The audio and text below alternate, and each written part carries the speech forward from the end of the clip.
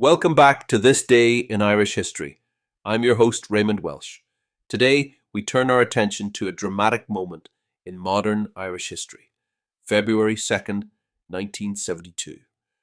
On this day, the British Embassy in Dublin was burned to the ground by furious demonstrators protesting the killing of 13 unarmed civil rights marchers by British soldiers in Derry just days earlier on what would come to be known as Bloody Sunday. The events leading up to this day were set in motion on January 30th, 1972, when members of the British Army's Parachute Regiment opened fire on a civil rights march in the Bogside area of Derry.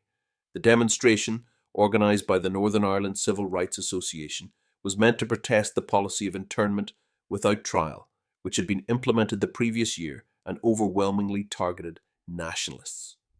Instead, the march turned into a massacre as soldiers shot and killed 13 unarmed civilians, with another dying later from his injuries. Many of the victims were teenagers, some shot in the back while fleeing. The killings sparked outrage across Ireland and beyond. In the Republic, the response was immediate and intense. Large demonstrations were held in Dublin and other cities, and the Irish government condemned the killings, declaring a national day of mourning. On February 2nd, anger reached a breaking point as thousands of demonstrators gathered outside the British Embassy on Merrion Square.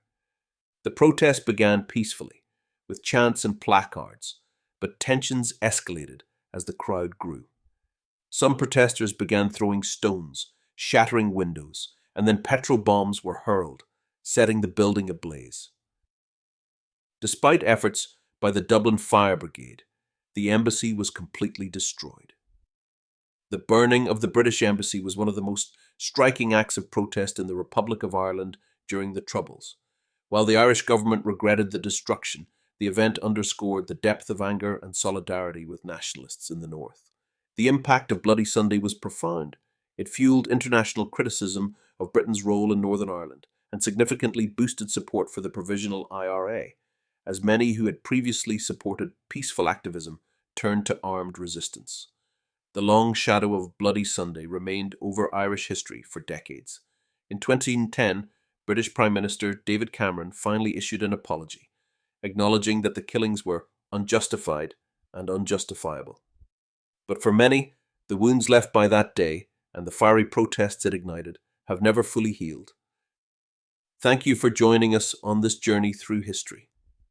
Please like, subscribe, and tune in tomorrow for another enlightening episode of This Day in Irish History. I'm Raymond Welsh, Slán go Fóill.